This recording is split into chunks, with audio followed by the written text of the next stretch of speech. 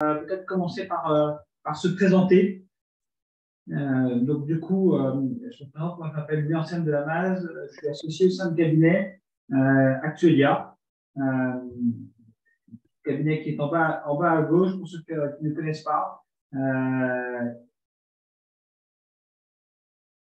Voilà, c'est un cabinet qu'on présente un petit peu avant, mais on est très content de faire ce webinaire sur un sujet d'actualité, un sujet qui nous a été demandé en fait par les différents intervenants avec qui on échange au cours de l'année. Ça a été demandé à la suite d'un dernier webinaire. C'est sous votre demande ce webinaire, donc on est très content de le faire. C'est un sujet qui nous a passionnés, sur lequel on a beaucoup investigué et pour lequel on va essayer de résumer un peu la notion de durabilité au travers de la réglementation d'aujourd'hui, qui est déjà en fait assez importante et qui déjà contraint les organismes d'aujourd'hui, et cette réglementation de demain qui est en train d'évoluer, pour lequel il y a beaucoup d'évolutions sur lesquelles on voulait vous présenter et vous montrer. Alors, pour faire ce webinaire, je serai accompagné de Patrick et de François et du cabinet Forward avec qui on travaille, avec qui on a fait pas mal d'échanges ensemble. On est vraiment ravis qu'ils soient là avec nous, qu'ils puissent intervenir sur ce sujet-là passionnant. On les a pris en tant qu'experts sur le sujet. Cette relation qu'on a avec le cabinet Forward, c'est une relation vraiment d'échange, de partage de connaissances. En fait, on s'est fait des formations croisées. C'est-à-dire que nous, on est venus avec notre casquette d'actuaire, un peu plus avec T2, on a fait des formations. Et en échange, on a pu avoir leur lumière sur tout ce qui est gestion d'actifs. Et donc, du coup, comme ce sujet de durabilité va beaucoup, vous verrez dans le cadre de cette présentation, impacter la gestion d'actifs, eh bien, on a souhaité les faire intervenir. Ils ont gentiment accepté notre invitation. Donc, on est ravis de les avoir avec nous.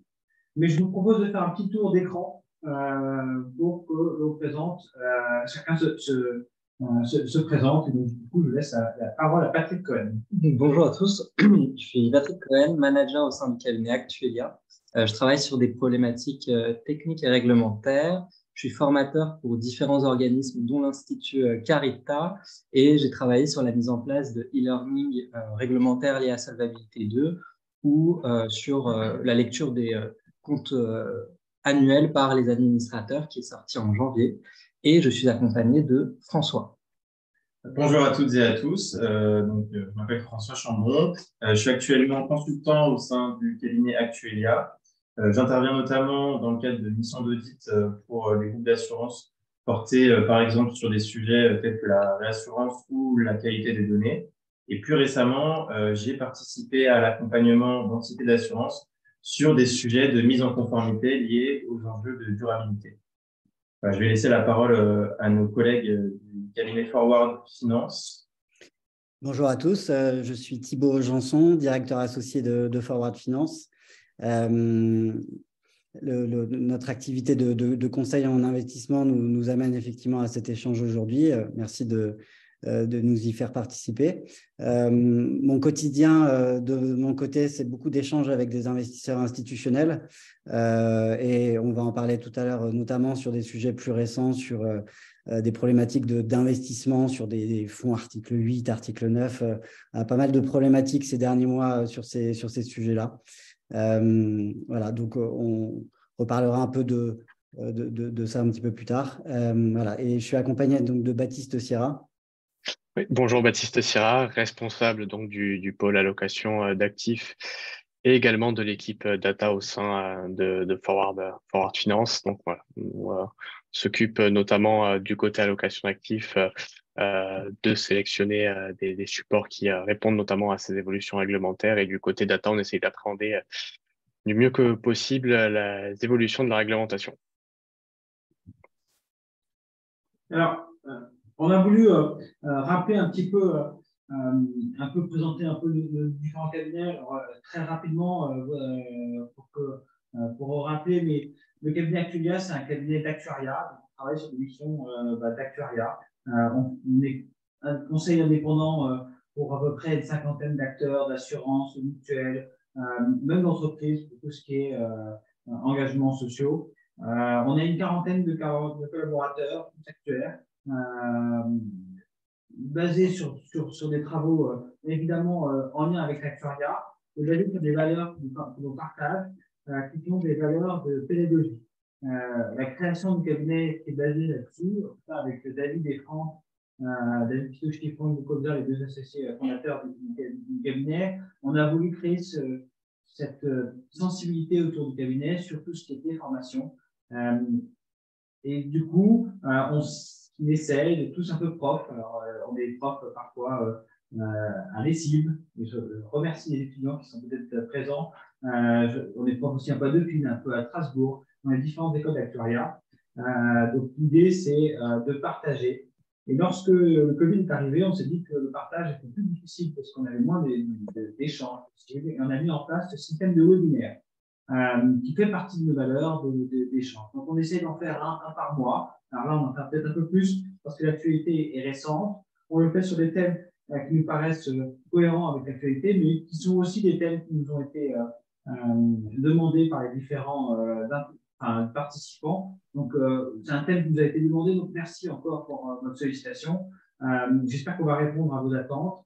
Ce qu'on peut préciser aussi, c'est que vous êtes très nombreux à vous inscrire, puisqu'il y a à peu près quasiment 200 personnes à vous inscrire. Donc, je vous remercie pour l'engouement pour ce sujet que nous aussi, et vous le verrez, on a trouvé fascinant.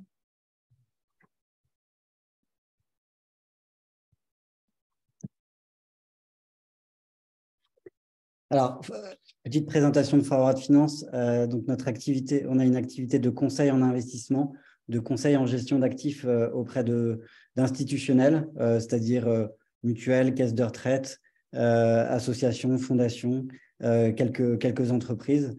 On va dire que le fil directeur entre nos clients institutionnels, c'est la gestion sous contrainte. Alors, on va en parler assez longuement des contraintes, notamment des contraintes réglementaires. Ce métier de conseil, on le fait pour une petite centaine d'investisseurs. Ça représente à peu près 15 milliards d'euros. On fait cette activité depuis une grosse vingtaine d'années, avec comme client historique plutôt des mutuelles, mutuelles d'assurance, mutuelles de santé, par exemple. Et on est organisé à la fois avec une équipe de relations investisseurs, une équipe de consultants et également une équipe d'analystes, à la fois d'analyse de marché et analystes aussi de données, dont Baptiste s'occupe. Alors, ce contexte et ce webinaire s'articule autour d'un champ assez simple. En tout cas, c'est comme ça qu'on a voulu le construire. C'est le contexte actuel avec cette mouvance, j'ai appelé un peu comme ça, c'est peut-être pas le bon terme, mais en tout cas, cette considération de plus en plus forte qu'ont à la fois les différents acteurs et ça, je le vois nous aussi au quotidien dans le cadre de notre cabinet, puisque l'on a de plus en plus de demandes de mise en place de démarches durables au sein du cabinet, mais aussi vis-à-vis de nos clients. Et donc, cette démarche-là, elle se fait dans un contexte de volonté d'accompagnement à une économie qui serait plus responsable. Et ça se fait aussi via une réglementation. Alors, ça ne se fait pas d'aujourd'hui, ça se fait depuis plusieurs années. C'est en train de monter en puissance, c'est en train de devenir de plus en plus exigeant. Et c'est pour ça que face à cette évolution de la réglementation, on a voulu faire un petit point qui va se différencier en deux étapes. D'abord sur la réglementation d'aujourd'hui, une réglementation qui en fait est déjà existante et pour laquelle certains d'entre vous travaillent déjà. Et cette évolution, c'est-à-dire cette réglementation de demain, ce qu'elle va entraîner, ce qu'elle va nécessiter, les évolutions qu'il faudra mettre en place, les réflexions qu'il faudra amener face à cette évolution de la réglementation. Donc, c'est vraiment ces deux étapes qu'on a voulu mettre en avant face à ces contraintes qui sont les vôtres au quotidien et que vous essayez de mettre en place à la fois dans la gestion de l'organisme, à la fois dans votre activité, mais aussi dans vos investissements. Donc, on verra en détail tous ces aspects. Donc, du coup, on va commencer par un rappel du contexte actuel. Alors, au niveau de la réglementation liée à la durabilité, il y a plein de réglementations différentes et au fond, chacune d'elles, ça aurait pu faire un webinaire. Donc là, l'idée, ça va plutôt être de déblayer ce qui existe à l'heure actuelle. Ce qu'on peut dire juste avant de rentrer dans les différentes réglementations, c'est qu'elles ne sont pas toutes assujetties, enfin, elles ne concernent pas toutes le même public. Au niveau de la directive NFRD, alors nous, on s'intéressera plutôt à la DPEF, c'est-à-dire sa transposition dans le droit français. Ça va concerner toutes les sociétés, qu'elles soient financières ou non, dès lors qu'elles font une certaine taille. Au niveau de l'article 29, ça va concerner plutôt les entités financières, y compris les organismes d'assurance, hors le scope des organismes d'assurance qui effectuent des opérations d'assurance non vues.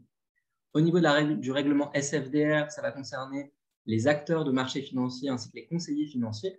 On précisera un peu le périmètre dans quelques slides. La taxonomie, ça ne va pas concerner un public en particulier, étant donné que c'est plutôt la définition des éléments de langage qui seront utilisés dans le cadre des réglementations qui a trait à la durabilité.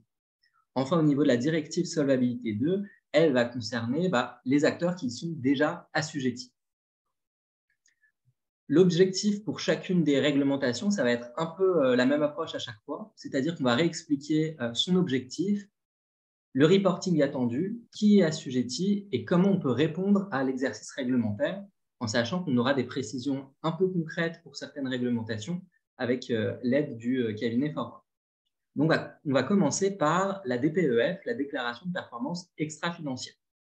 Donc, comme je l'ai dit il y a quelques instants, c'est la transposition dans le droit national de la directive NFRD. Et cette déclaration, elle est en rigueur depuis 2017. L'objectif, c'est quoi? C'est d'imposer aux organismes une communication qui soit plus exclusivement basée sur la croissance et la rentabilité, mais qui soit aussi basée sur la prise en compte de critères sociaux, environnementaux et de gouvernance. Si je dis de manière simplifiée, c'est-à-dire qu'on va s'intéresser par exemple à la production de gaz à effet de serre, au bien-être des employés par exemple, ou encore à la manière dont sont prises les décisions au sein des entreprises. Les acteurs qui vont être concernés, on peut les distinguer en deux catégories. On va avoir les entreprises cotées sur un marché financier d'un côté et les entreprises non cotées sur les marchés financiers de l'autre. Dans les deux cas, en termes de limite, en termes de taille, on va avoir un nombre de salariés moyen qui doit être supérieur à 500. La différence, elle va porter au niveau de la taille du bilan et du montant de chiffre d'affaires pour l'assujettissement. Pour les entreprises non cotées, ça va être un seuil de 100 millions d'euros dans les deux cas.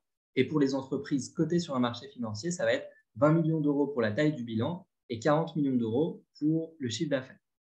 En termes de contrôle, le contrôle de cette DPEF, elle est effectuée par qui? Elle est effectuée par un organisme tiers indépendant. Cet organisme tiers indépendant, il est accrédité par le COFRAC, c'est-à-dire le comité d'accréditation française, et un peu à la manière finalement d'un commissaire aux comptes, il va donner son avis sur le contenu de la DPEF. En termes de reporting, cette DPEF, elle doit être produite dans les 8 mois qui suivent la clôture de l'exercice. Elle est disponible pendant 5 ans sur le site Internet et elle est incluse au rapport de gestion qui est donc attesté par le commissaire aux comptes. Ce qui est important de savoir par rapport aux OTI, c'est qu'ils peuvent exercer leur activité pendant une durée de 6 ans et que l'avis qu'ils émettent, il est intégré à la DPEF. Si on regarde un peu plus le contenu de la DPEF, donc au niveau des sujets, c'est des informations sociales, environnementales et de gouvernance.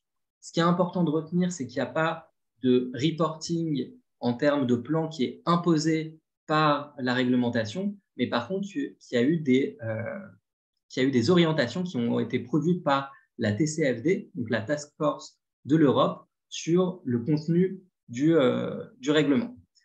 Au niveau des thèmes qui doivent y être abordés, donc on a mis une liste dans la slide qui est projetée pour donner quelques exemples assez succincts. Au niveau de l'emploi, ça va être par exemple des informations sur le genre, la géographie et l'âge des personnes qui travaillent. Au niveau de la formation, ça va être le budget alloué aux formations pour, on va dire, que les personnes qui travaillent au sein des entreprises aient plus de teinte au niveau des enjeux environnementaux. On peut penser à la formation type fresque du climat, par exemple. Et l'égalité de traitement, si je prends ce dernier exemple, ça va être l'inclusion des personnes handicapées dans l'environnement de travail et la diminution des discriminations. Au niveau des informations environnementales, ça peut être par exemple la production des gaz à effet de serre, les objectifs de réduction et les moyens mis en œuvre pour les réduire. En termes de gouvernance, ce sera par exemple comment on inclut ces enjeux environnementaux dans le choix des sous-traitants ou des fournisseurs avec lesquels on travaille. Donc, ce qui est important de retenir sur ce premier rapport qui est la DPEF, c'est que c'est un rapport surtout qualitatif qui est non spécifique aux entreprises financières et dont le contenu ne se réduit pas juste aux investissements, contrairement à la réglementation dont va vous parler François. Merci Patrick pour cette transition. Effectivement, nous allons maintenant aborder une nouvelle réglementation, l'article 29 de la loi énergie-climat. En fait, cette loi, elle renforce sur le territoire national français les exigences de transparence concernant la prise en compte des critères ESG sur les investissements et sur la gestion des risques en particulier. Donc, son application, elle est régie par un décret qui a été publié en 2021, dans lequel vous pouvez retrouver l'ensemble des exigences pratiques qui ont été introduites. Donc, cette loi, elle figure parmi les lois précurseurs, si vous voulez, du reporting européen en matière de durabilité, puisqu'elle a massivement influencé, en tout cas inspiré, le règlement SFDR, dont on parlera dans la suite. Alors, si on se réfère strictement au texte de loi publié, vous retrouverez dans les encadrés en bleu au bas de votre écran toutes les sociétés assujetties à cet article 29. Donc, on va retrouver les sociétés bancaires et assurantielles, avec toutefois une nuance concernant les assureurs et réassureurs exclusivement non-vie. Il faut bien comprendre que cette loi, elle se veut principalement axée sur la prise en compte des critères ESG au sein des investissements, de la gestion des risques et dans une moindre mesure dans la gouvernance des entités. Alors, cette transparence, elle se matérialise par la publication d'un rapport public dédié. Et j'insiste sur ce point, la DPEF ne peut pas se substituer à la rédaction d'un rapport de type article 29 et vice-versa. Alors, ce rapport, vous l'avez peut-être déjà entendu, en tout cas déjà rencontré sous plusieurs noms, rapport ESG, rapport climat, rapport article 29. Et dans tous les cas, il doit impérativement être communiqué durant les 6 mois suivant la clôture de l'exercice à l'Agence de l'environnement et de la maîtrise de l'énergie qui se charge de récupérer les données en matière de durabilité et également à la CPR ou à l'AMF en fonction de si l'on est une banque ou une société d'assurance. La CPR va être chargée du contrôle du reporting, de la conformité des éléments qui sont renseignés et qui sont exhibés. Et d'ailleurs, la CPR, pour faciliter l'appréhension de cet article 29 et des exigences demandées, la CPR a publié le 14 décembre dernier une instruction qui est accompagnée de 7 annexes permettant d'une part de définir le plan du rapport à communiquer et dans un deuxième temps de donner des indicateurs quantitatifs et qualitatifs sur les différents thèmes que vous voyez maintenant à votre écran. Alors, ce qu'il est important de noter, c'est que si l'entité qui est soumise à la rédaction de ce rapport a une taille de bilan inférieure à 500 millions d'euros, alors elle devra uniquement communiquer sur le contenu relatif au premier thème, c'est-à-dire la démarche générale de l'entité. Et dans ce grand thème, on peut retrouver les sous-thèmes suivants.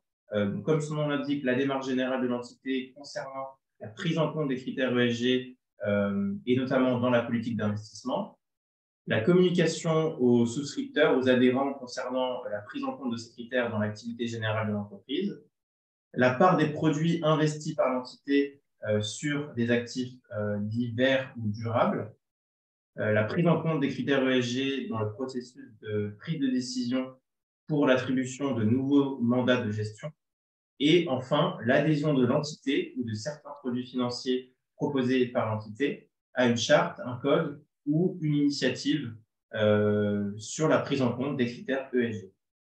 Les autres grands thèmes abordés ensuite en bleu lorsqu'on dépasse le seuil de 500 millions font référence à des engagements européens et internationaux, comme par exemple la taxonomie européenne, les accords de Paris ou encore les engagements internationaux en matière de biodiversité. Dans tous les cas, il s'agira, lorsqu'on est supérieur à une taille de bilan de 500 millions, d'établir au titre du 9e point un plan d'amélioration concernant les 8 points précédents. On va maintenant s'intéresser à l'aide de l'intervention du cabinet Forward Finance au type d'indicateurs qui peuvent être utilisés pour finalement être conformes à cet article 29.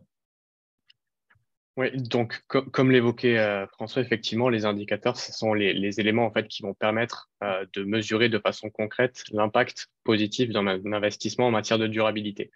On vous a mis à l'écran l'exemple d'une partie d'un reporting article 29 qui, lui, se concentre plus sur l'empreinte carbone.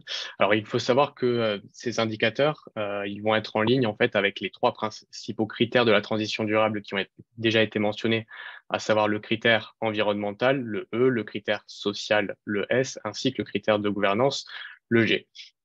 Dans ces 3 critères, en fait, on va retrouver différents indicateurs qui permettent de mesurer la performance extra-financière d'un portefeuille. Donc, concrètement, sur la partie environnement, on pourra retrouver des indicateurs tels que l'empreinte carbone du portefeuille, l'intensité carbone de ce portefeuille, la pollution de l'eau, la contribution au changement climatique. Et c'est quelque chose que l'on peut voir, par exemple, sur l'écran qui est affiché. On va également suivre donc une partie qui sera agrégée à l'échelle globale du portefeuille, ainsi que le ligne à ligne pour vérifier le score de chaque entreprise. Sur la partie sociale, en termes d'indicateurs, on va retrouver notamment des notions d'égalité des sexes, de rémunération, de couverture sociale et médicale, par exemple. Et sur la gouvernance, on va analyser tout ce qui va être lié à l'évasion fiscale et à la corruption à l'échelle des entreprises. Ce qui est également important de savoir, c'est que le suivi de ces indicateurs, il doit être évalué dans le temps pour être capable de mesurer la trajectoire durable de son portefeuille.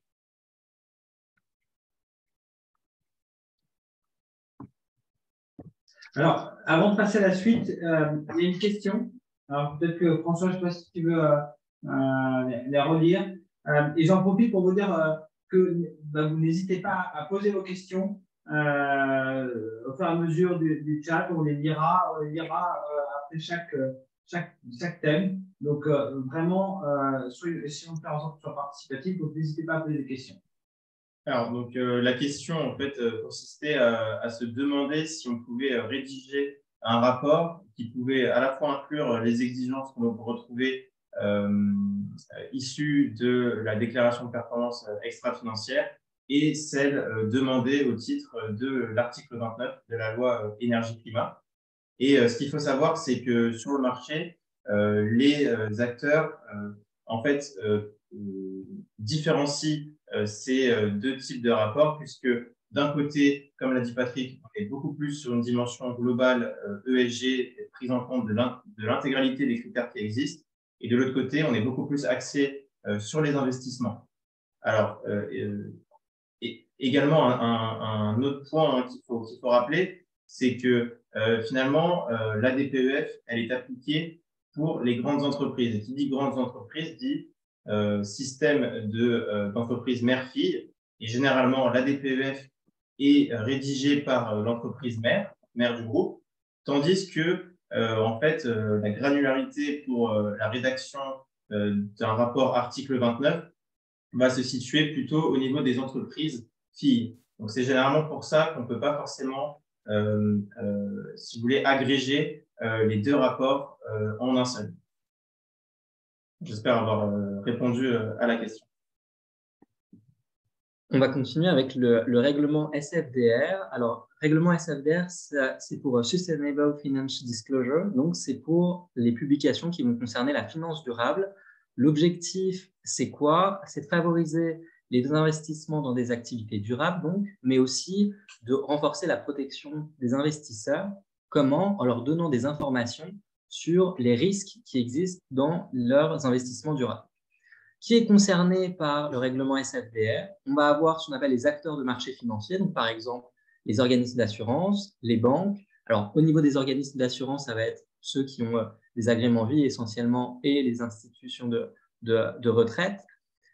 Au niveau des deuxièmes acteurs qui sont concernés, à savoir les conseillers financiers, on va retrouver par exemple les sociétés de gestion d'investissement ou les intermédiaires d'assurance.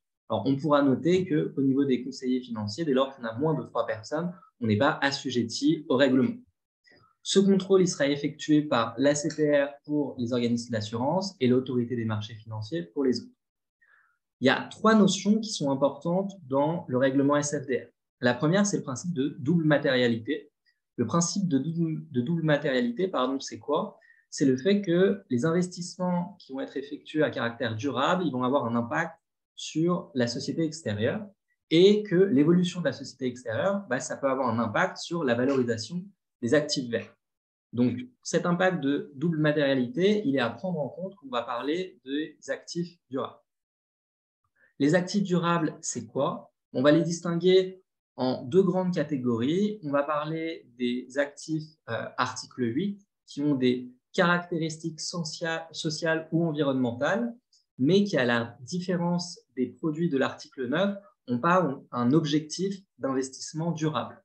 C'est-à-dire qu'ils n'ont pas un objectif vis-à-vis duquel on pourra avoir une métrique pour se repérer si on a atteint ou non cette performance de durabilité, entre guillemets. Il faut savoir que, par exemple, en début de l'année, il y a eu beaucoup de produits qui étaient caractérisés article 9 qui ont été déclassés article 8 parce que, justement, ils n'avaient pas la justification adaptée en termes d'objectifs d'investissement durable. Il y a une 3e notion qui est importante à prendre en compte, c'est la notion d'incidence négative en matière de durabilité. Alors, ça veut dire quoi? Ça veut dire qu'on va regarder quels critères de durabilité peuvent influencer la valorisation de l'investissement. Et si jamais il y a une valorisation qui peut être défavorable, il va falloir communiquer dessus et dire quels sont les risques de durabilité associés. Donc ça, c'est pour les grandes notions qui doivent apparaître dans le contenu. Maintenant, en termes de reporting, on va avoir un reporting à 2 granularités. On va avoir une première granularité au niveau de l'entité, où elle va devoir mettre à disposition des informations sur son site Internet et plus exactement ses politiques d'investissement, sa politique de rémunération vis-à-vis des investissements pour souligner l'impact des investissements durables. Pour les entreprises qui font moins de 500 salariés, elles ne seront pas obligées de publier l'information sur l'incidence négative, mais si elles ne le font pas, elles doivent pouvoir expliquer pourquoi ce n'est pas effectué. Au niveau des produits, maintenant, des produits financiers, et notamment des produits article 8 ou 9, on doit mettre à disposition sur le site Internet la documentation qui permet de justifier l'atteinte des objectifs, les mesures utilisées, en sachant que pour avoir une idée de quels sont entre guillemets, les templates à utiliser pour communiquer sur les produits, il faut se référer à l'annexe du règlement SFDR qui présente en fait des exemples qu'on peut réutiliser. Je laisse maintenant la parole à Forward qui va donner des exemples de produits qu'on peut caractériser d'article 8. Alors, effectivement, avant de parler spécifiquement d'exemples de placement article 8 ou 9, nous, ce qu'on peut constater depuis un certain nombre de mois, c'est qu'il y a beaucoup d'attentes des investisseurs, notamment de mutuelles ou d'assureurs ou de caisses de retraite qui veulent déjà faire le point sur qu'est-ce que j'ai en portefeuille en termes de placement article 8 et 9. Ça, c'est un premier élément. Le deuxième élément qu'on voit aussi de plus en plus, ce sont des administrateurs de ces structures qui veulent mettre en place, si ce n'est pas déjà fait, des chartes d'investissement avec la notion SFDR et des notions d'ESG, et aussi qui s'engagent dans la progression de ces placements articles 8 et 9 dans leur portefeuille. Donc ça, c'est quand même 2 points, 2 éléments qu'on voulait partager avec vous parce que c'est vraiment ce qu'on constate auprès de tous ces investisseurs. Après, si on prend un exemple sur la slide suivante. 90 personnes. C'est bien. Si on prend un exemple de placement article 8, donc c'est ce que vous avez sous les yeux, c'est vraiment un exemple typique de ce qu'on peut analyser, de ce qu'on peut voir. Alors, il s'agit d'un fonds infrastructure, un fonds de dette. Dans ses caractéristiques, c'est un fonds SFDR article 8. En termes de budget SCR, donc là, on est sur un budget de SCR de 6%. Dans ses caractéristiques, c'est un fonds obligataire non coté qui ne va pas non plus être un fonds à impact, donc ce ne sera pas un fonds article 9. En revanche, dans ses caractéristiques, il peut se prévaloir d'un article 8, déjà parce qu'il va remplir un certain nombre d'objectifs de développement durable selon les Nations Unies. Donc, c'est les petites mosaïques que vous voyez en bas à droite. Ils vont au moins une fois par an émettre un reporting ESG. Donc, c'est pour permettre aussi de connaître déjà un certain nombre de critères du fonds vis-à-vis de l'écologie principalement et aussi de notions sociales dans le placement. Donc, dans les fonds articles 8 ou 9, c'est un exemple assez typique de ce qu'on peut voir en ce moment. Après, sur la partie, sur la troisième question, sur le fait de recenser des placements à article 8 ou 9, je laisse la parole à Baptiste.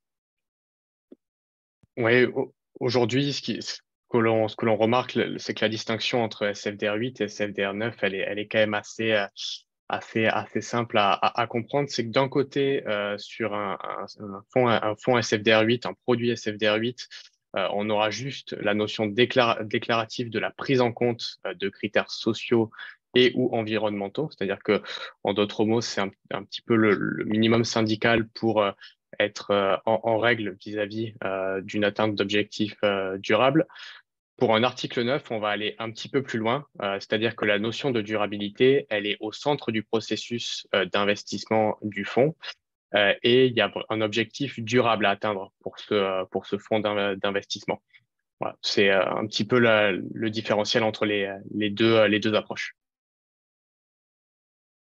Et je crois qu'il y a une question qui nous avait été posée par rapport à l'inclusion des organismes d'assurance non-vie dans le cadre du règlement SFDR. Et je laisse la parole à François. Alors, il faut savoir que dans le cadre du règlement SFDR, on parle bien d'acteurs des marchés financiers et des conseillers financiers d'une autre part. Et en fait, qu'est-ce que le règlement SFDR entend par acteurs des marchés financiers? Alors, il y a une certaine liste qui existe, qui est écrite noir sur blanc sur le règlement SFDR.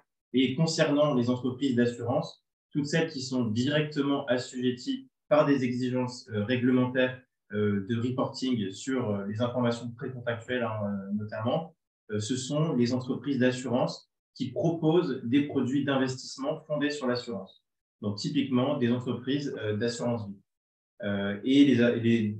Donc, de ce fait, les entreprises d'assurance non-vie ne sont pas directement assujetties par cette réglementation. Mais alors, ce qu'il faut quand même garder en tête, c'est que le règlement SFDR quand même introduit des notions importantes qui ont été présentées par Patrick et qu'il faudra appréhender d'une façon ou d'une autre, que ce soit maintenant ou plus tard, et qui serviront à mettre en place des stratégies autour de la prise en compte des critères ESG dans les politiques d'investissement de ces entreprises d'assurance non-vie. Voilà, il ne faut pas non plus tout mettre de côté, mais voilà, il faut savoir que les entreprises d'assurance non-vie ne sont pas directement citées comme étant assujetties par cette réglementation européenne. Et donc, du coup, je vais prendre la suite concernant une réglementation que vous avez sûrement déjà tous rencontrée ou du moins entendu parler. Je veux bien sûr parler de la réglementation taxonomie, donc une réglementation européenne dont l'objectif principal va être d'uniformiser le langage européen sur les sujets de finance durable. Alors, un peu à la manière de Solvabilité 2, elle va s'articuler sous différents niveaux de textes législatifs. Donc, en niveau 1, on va avoir les grandes lignes directrices de la réforme qui vont être déclinées de façon plus opérationnelle et plus technique dans les règlements délégués qui sont publiés aujourd'hui, donc notamment le règlement délégué relatif au climat. Et en fait, le règlement taxonomie, il est fondamental. Pourquoi? Parce que son rôle, c'est de venir se greffer en complément des réglementations européennes dont on vous a parlé jusqu'à maintenant, donc la directive NFRD avec la déclaration de performance extra-financière et la réglementation SFDR. Alors, taxonomie, elle définit avant tout un langage qui va être utilisé par plusieurs acteurs, donc que ce soit les États membres et l'Union européenne dans, si vous voulez, l'élaboration de normes, de labels ou d'indicateurs sur les investissements verts. Les acteurs des marchés financiers, comme je disais tout à l'heure, au sens de la réglementation SFDR, qui mettent à disposition des produits financiers, que ce soit sur l'assurance, que ce soit basé sur l'assurance ou non.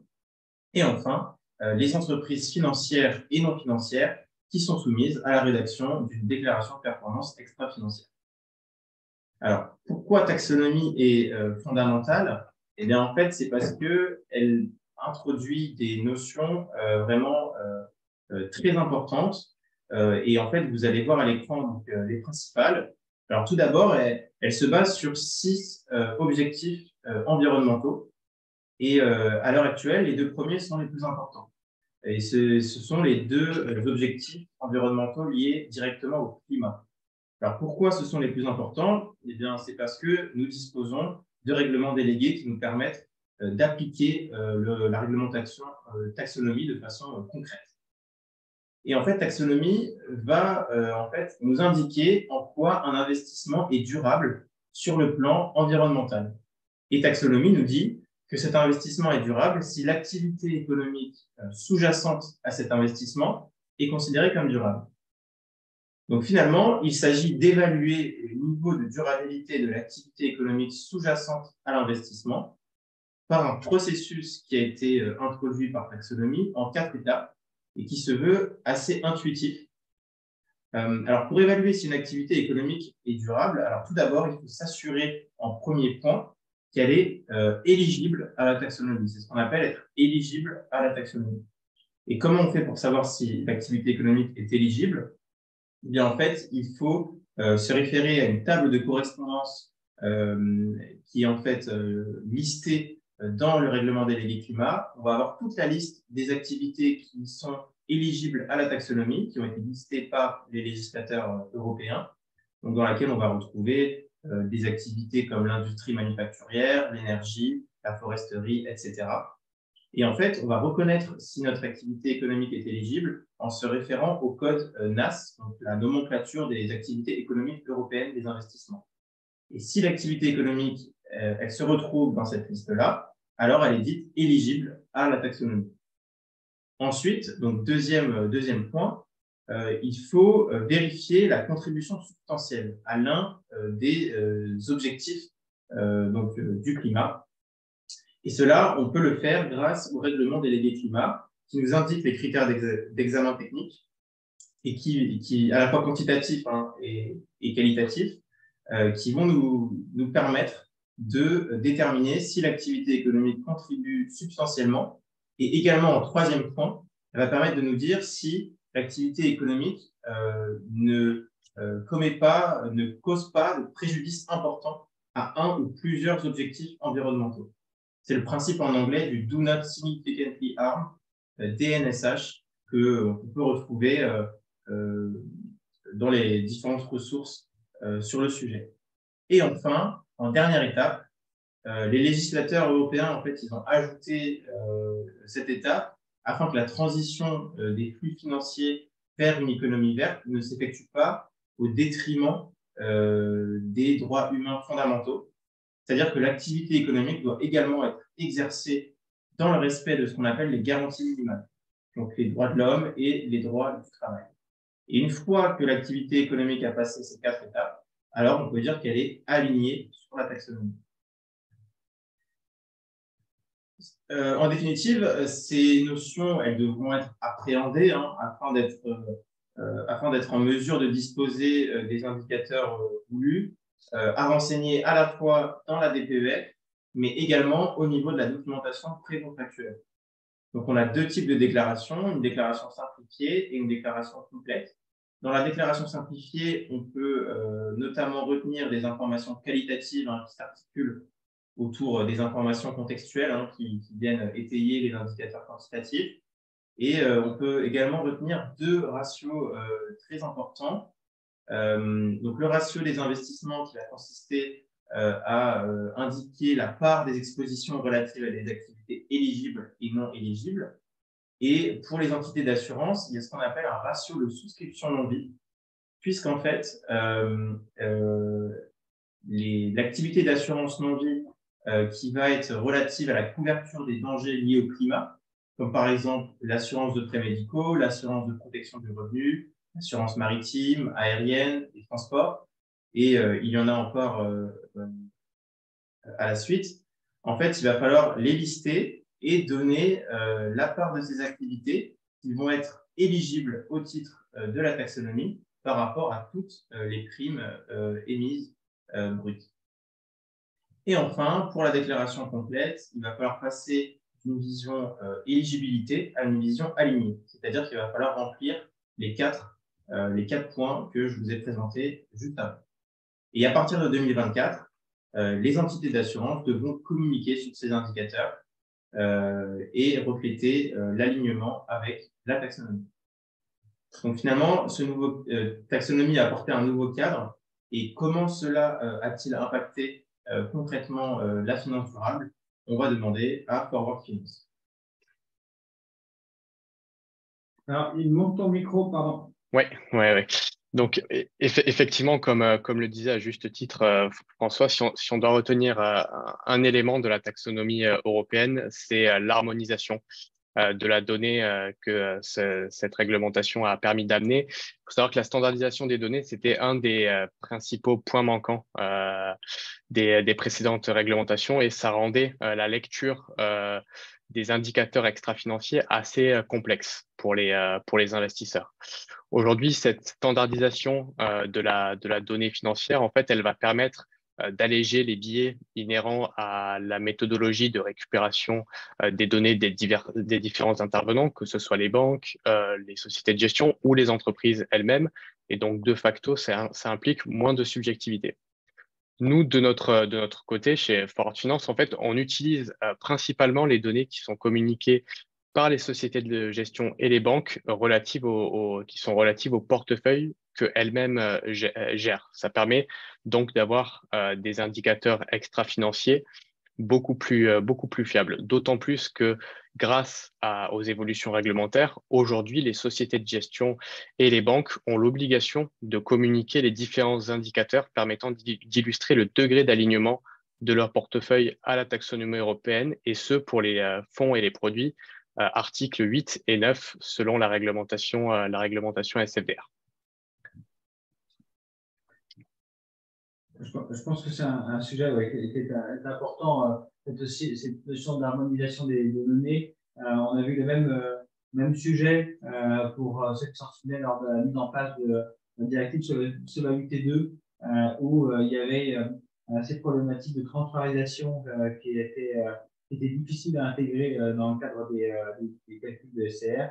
Cette transférisation s'est faite et s'est harmonisée de la même manière. Une harmonisation de ces données-là et qui a permis de fluidifier vos différents calculs. Ce qui me permettait de faire la transition pour Patrick vers les évolutions sur la directive solvabilité 2 en termes de durabilité. Alors, le risque de durabilité, il avait été défini en août 2022 dans la modification du règlement délégué comme le risque relevant de critères environnementaux, sociaux ou de gouvernance qui a un impact négatif, potentiel ou réel sur l'activité d'un organisme d'assurance. Alors, à la lecture de l'évolution du règlement délégué, on voit que ça a un impact notamment sur les politiques écrites, notamment les politiques de souscription et provisionnement, d'investissement et de rémunération, mais aussi dans le rôle de ce qu'on appelle les fonctions clés sous solvabilité 2 et plus particulièrement dans leurs travaux. Alors, pourquoi dans les politiques écrites? Parce que, par exemple, il est demandé de prendre en compte dans le cadre de l'évolution des primes d'assurance d'un exercice à l'autre, en plus des facteurs d'inflation et d'équilibre tarifaire, de regarder si le risque de durabilité est pertinent à intégrer aux évolutions. Donc, pourquoi ça impacte le rôle des fonctions clés? Parce que la fonction clé actuariat, dans le cadre de son rapport annuel, elle doit émettre son avis sur la politique de souscription. Au niveau des investissements, donc sous solvabilité 2, on avait la pratique de la personne prudente, la pratique de gestion en bon père de famille des investissements. Et maintenant, dans la modification du règlement délégué, on demande de tenir compte des risques à court, moyen ou long terme des investissements et notamment ceux liés aux critères de durabilité. Alors ça va impacter aussi les travaux de la gestion des risques de manière générale. Et ça va aussi se trouver, cette politique d'investissement, c'est intimement lié, on va dire, à la politique de rémunération, parce que dans la politique de rémunération, on va vouloir s'assurer que finalement, il n'y a pas de performance inconsidérée de la part de l'organisme qui est voulue de la part de ses opérationnels du fait d'une demande d'objectifs en termes de durabilité. Au niveau des travaux de la fonction clé gestion des risques, où on peut se dire que ça va également modifier ces travaux, c'est dans le cadre du rapport qui est sous sa responsabilité, du rapport ORSA.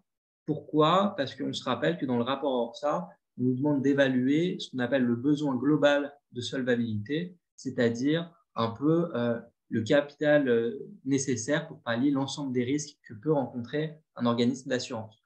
Et donc, par exemple, on pourrait se dire que le risque de durabilité, il trouve sa place dans l'évaluation de ce besoin global de solvabilité. Et au moins, si on n'arrive pas à l'évaluer quantitativement, à au moins d'écrire un paragraphe qualitatif sur le sujet. Et le contrôle, il est donc, comme le reste de la directive, porté par l'ACPR. Donc là, on a parlé des réglementations qui étaient en vigueur à l'heure actuelle. Et là, on va parler des réglementations qui vont arriver au cours des prochaines années ou plus tôt. Exactement, Patrick. Donc, on va parler d'une proposition de directive qui avait été publiée en 2021 par le Parlement européen et qui traitait de plusieurs enjeux à l'échelle européenne. Et elle avait lancé les réflexions autour d'une potentielle révision au niveau des calculs liés au pilier 1 de la directive Solvabilité 2. Et en fait, deux aspects des calculs des exigences réglementaires sont aujourd'hui sous le scope de l'EIOPA. En premier lieu, le traitement prudentiel des actifs liés à des objectifs environnementaux ou sociaux. Et dans un deuxième temps, la formule standard du SCR catastrophe naturelle. Dans le premier cas, il s'agit pour l'EIOPA d'étudier s'il est pertinent d'établir de nouvelles règles concernant le traitement des actifs à fort impact environnemental, tant positivement que négativement, et tel qu'il est défini par la réglementation taxonomique. Et cela dans le but de protéger les assurés et d'assurer la stabilité financière dans l'Union européenne vis-à-vis de ce risque de durabilité. Et dans le second cas, l'EIOPA examine si le calibrage actuel de la formule standard du SCR catastrophe naturelle ne présente pas des écarts significatifs avec le risque réellement observé en Europe de nos jours. Et donc, finalement, cet avis de l'EIOPA concernant l'éventuelle modification d'un traitement prudentiel sera consolidé dans un rapport qui sera remis avant la mi-année 2023 avec des justifications quantitatives. Donc, on en saura plus avant le 28 juin 2023 à ce sujet. Et la directive Solvabilité 2 n'est pas prévue d'être révisée avant 2024 ou 2025. Et on imagine alors une date d'application encore plus tardive pour toutes les entités déjà englobées sous cette directive. Alors, en plus de la réévaluation du pilier 1, ce qui est aussi prévu, c'est une modification de ce qui est demandé dans l'ORSA. Alors, j'ai parlé du besoin global de solvabilité juste avant. Un des objectifs principaux de l'ORSA, c'est de projeter le business plan des organismes d'assurance sur un horizon de 3 à 5 ans et de mettre en perspective ce scénario, de scénarios stressés, de stress tests, qui viennent déformer le cadre des hypothèses. Eh bien, dans le cadre de ces déformations d'hypothèses, l'évolution réglementaire au niveau de l'ORSA, elle prévoit d'intégrer le risque climatique à court, moyen et long terme à travers la mise en place de 2 scénarios. Alors, ça va être un peu différent des ORSA dont on a l'habitude parce qu'il prévoit juste de réévaluer les hypothèses de ce scénario à intervalles réguliers. Il propose tous les 3 ans minimum. Et les 2 scénarios en question, ils vont concerner une évolution de la température qui soit inférieure à 2 degrés ou supérieure à 2 degrés. Alors, on peut imaginer que pas tous les organismes d'assurance vont être impactés de la même manière par ces évolutions et l'évolution de la directive nous demande de tenir compte du profil de risque et de la pertinence de ces scénarios vis-à-vis de l'activité de l'organisme d'assurance. Mais on peut facilement imaginer que les assurances qui sont, par exemple, assurance catastrophe sécheresse ou, par exemple, retrait gonflement des argiles, sont fortement impactées en passant d'un scénario à l'autre. Au niveau de la méthodologie utilisée pour calibrer ces deux situations, elle n'est pas arrêtée à l'heure actuelle. La méthodologie, elle peut un peu faire penser à l'exercice pilote climatique qu'il y avait eu il y a quelques années, mais dont les hypothèses avaient été remises en question parce que finalement, pas assez pertinentes pour certaines, notamment dans les secteurs à impact. La dernière réglementation sur laquelle on voulait parler, c'est la directive CSRD. Et je laisse la parole à François. Alors effectivement, on va finir notre intervention sur cette directive CSRD qui n'est pas des moindres. Elle a été publiée le 16 décembre dernier et en fait, elle se veut la suite logique de la directive qu'on a présentée en tout premier, la NFRD, qui, quant à elle, a déjà été publiée il y a près de 10 ans. Et en fait, la publication d'une telle directive illustre le souhait des instances européennes de disposer d'une réglementation qui va chapeauter les exigences de transparence en matière d'état extra-financier.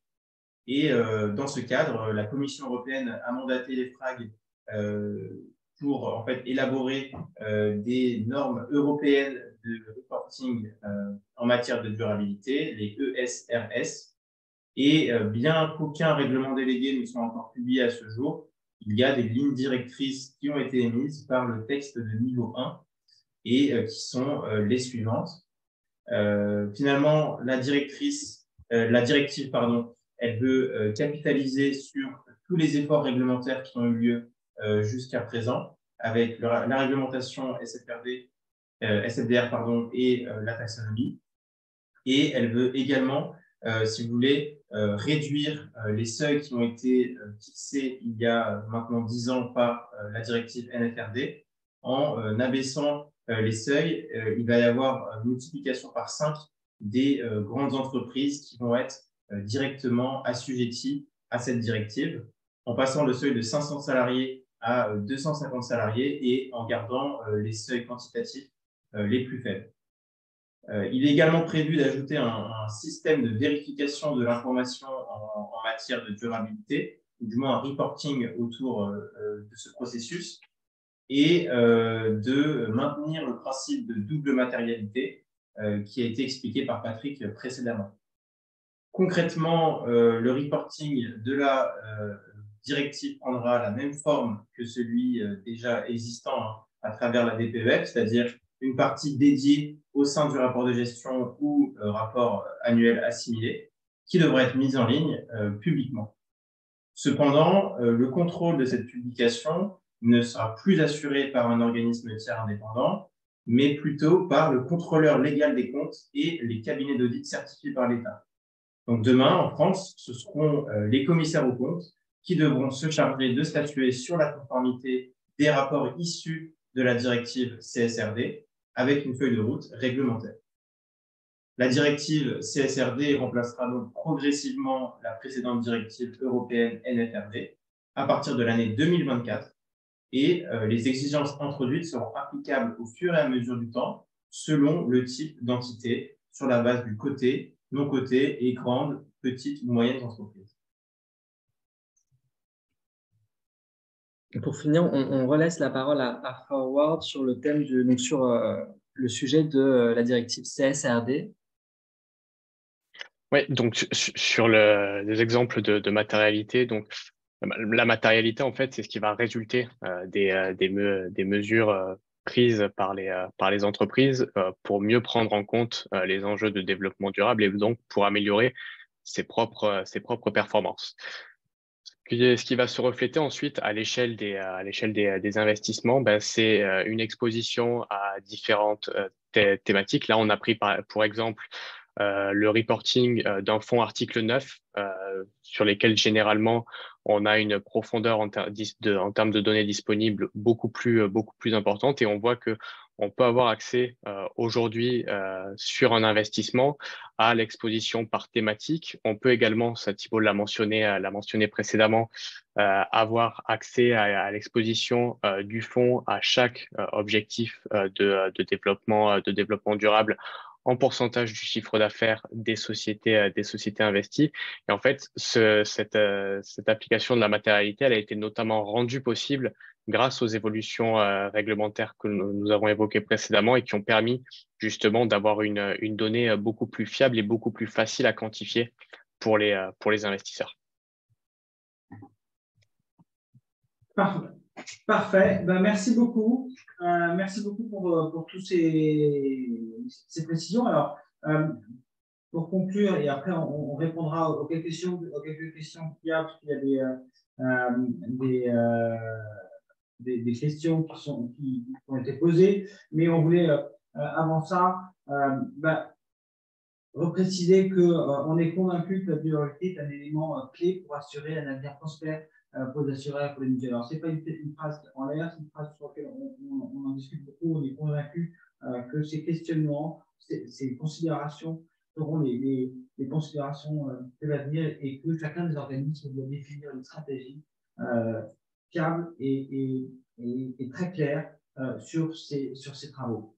Alors, du coup, qu'est-ce que peuvent faire les opérationnels de façon concrète aujourd'hui? Aujourd'hui, il faut sensibiliser les administrateurs sur le risque d'image que pourrait entraîner un manque de stratégie. Je pense que ça, les administrateurs sont de plus en plus conscients de ça, mais il faut leur rappeler qu'il doit y avoir une cible, il doit y avoir une stratégie cible, il doit y avoir une définition qui se fait, et ça ne peut pas être que des coups de com' de temps en temps, que des actions sur le moyen terme. Ça doit être des objectifs chiffrés en termes d'éléments très précis. Et les éléments très précis que nous donnent la différentes directives et ce qu'on a essayé de mettre en avant, c'est évidemment sur le quotidien de l'activité, mais sur le type de produit qu'on peut faire, mais surtout sur les investissements et sur la typologie des investissements qu'on peut faire. Avoir un portefeuille de plusieurs millions, une centaine de millions d'euros, nous empêche évidemment de passer du jour au lendemain à une stratégie complètement différente d'investissement et de location d'actifs. Elle se fait au fur et à mesure du temps. Et donc ça, il faut le prévoir et le mettre pour avoir une transition qui se fait de façon la plus adéquate et la plus sereine possible. Cette transition, elle se fait par des indicateurs de suivi au fur et à mesure du temps et pour voir l'évolution et la transition vers une cible en amont.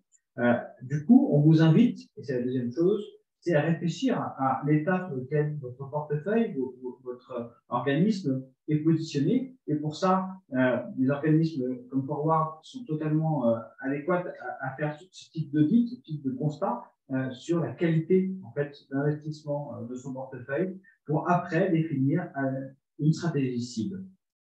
Et ensuite, et ça fait partie de nos questions, il va falloir commencer à faire des reportings internes pour suivre cette transition au sein des différents organismes. Et ça, il va falloir s'outiller, il va falloir mettre en place un certain nombre d'indicateurs. Alors, ça va être des outils qui peuvent être internes, ça peut être des outils de place qui seraient peut-être répondre à Forward, savoir comment eux utilisent un peu ces différents ces outils de reporting pour pouvoir justement mieux interpréter, mieux utiliser la taxonomie telle qu'on a vu tout à l'heure. Mais il y a cette réflexion par rapport à ces outils qui sont à faire et qui sont pour nous quelque chose sur lequel vous, organisme d'assurance, êtes devenus très nombreux à ce webinaire, vous devez réfléchir et vous mettre en ordre de marche. Alors, avant de clôturer complètement cette activité, il faut qu'on réponde un peu à quelques questions. Alors, je ne sais pas, peut-être que pour avoir la réponse précise un peu plus. La question est assez précise. Elle dit: connaissez-vous des entreprises prestataires de services qui se positionnent sur des logiciels de reporting CSRD?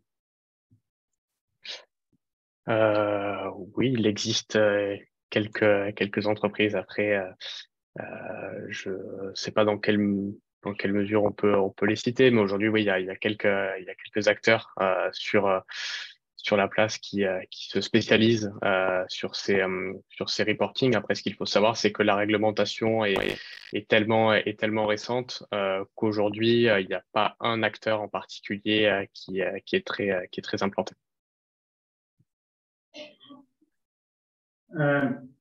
Alors, ensuite, il y a une autre question qui a été posée. C'est: un assureur non-vie est-il concerné par le SFDR si sa force de vente distribue les produits d'assurance vie? Alors, ça fait écho, je pense, à la question de François de tout à l'heure, qui était une question justement sur l'application de la norme aux assureurs non-vie. Donc, ça, je pense que la réponse était assez claire. L'idée maintenant, c'est de dire: est-ce que lorsqu'on est distributeur, est-ce qu'on est distributeur, on a les mêmes exigences,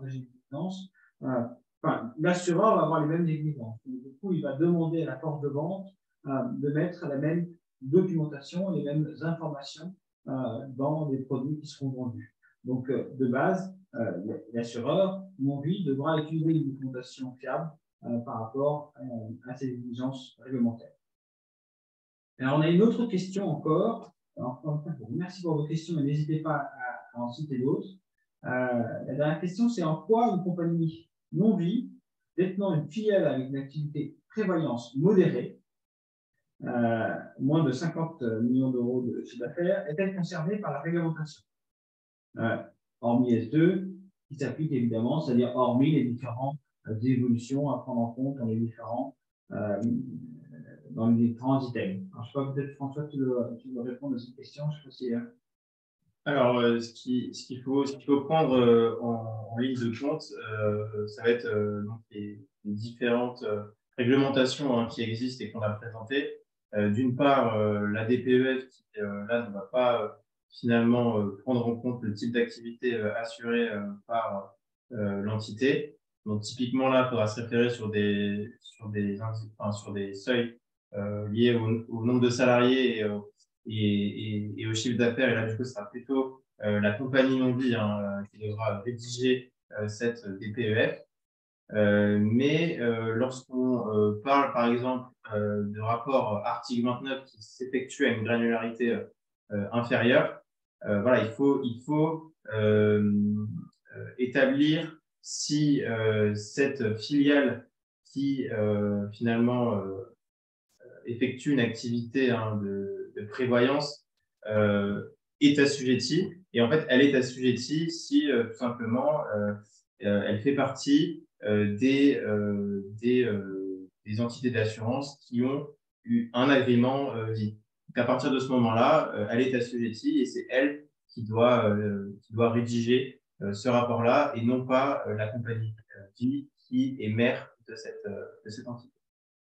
Ce que dit François, c'est qu'on n'est pas sur des systèmes il n'y a pas des systèmes de proportionnalité comme on avait vu sur Solvabilité 2. Les critères sont relativement précis, ils vont s'appliquer sur toutes les structures respectant les critères qui ont été fixés dans la présentation. Donc, il n'y a pas de système de proportionnalité, malheureusement. On avait vu ça sur Solvabilité 2. Ça avait été aussi un petit talon d'Achille de la directive Solvabilité 2, ce seuil de proportionnalité qui avait été intégré dans la directive et qui avait peut-être retardé un peu la mise en application de certains acteurs. Mais je pense que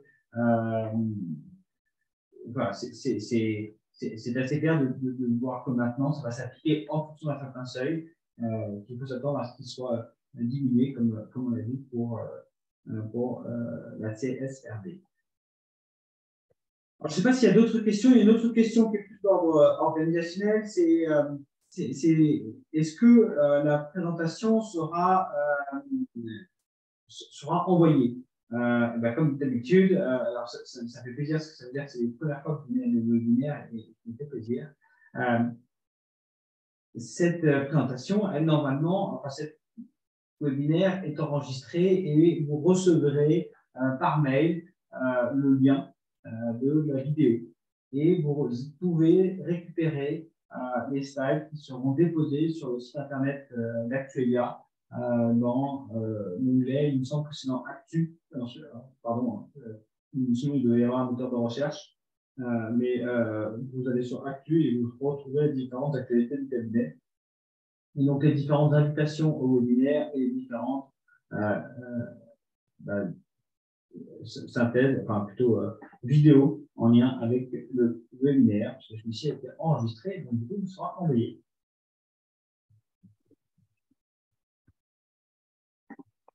En tout cas, merci encore pour votre présence. Voilà, vous avez été très nombreux, c'était très sympa. Merci en tout cas pour vos retours. N'hésitez pas à nous poser des questions en direct. N'hésitez pas à nous solliciter, que ce soit au cabinet Actuelia ou au cabinet Forward. Je vous remercie encore une fois pour son intervention. Le cabinet Forward voilà, travaille avec beaucoup d'acteurs, avec qui on travaille aussi.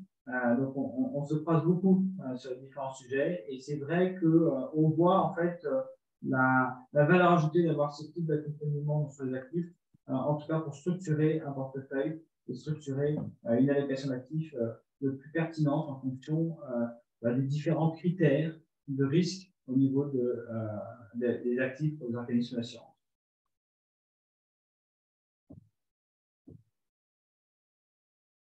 Merci beaucoup. Merci.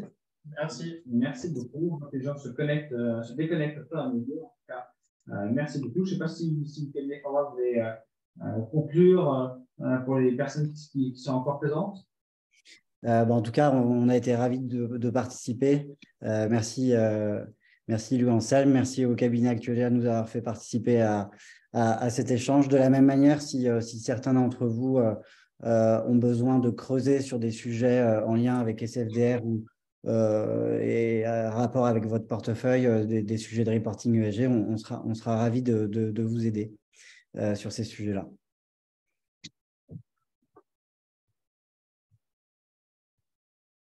Merci beaucoup.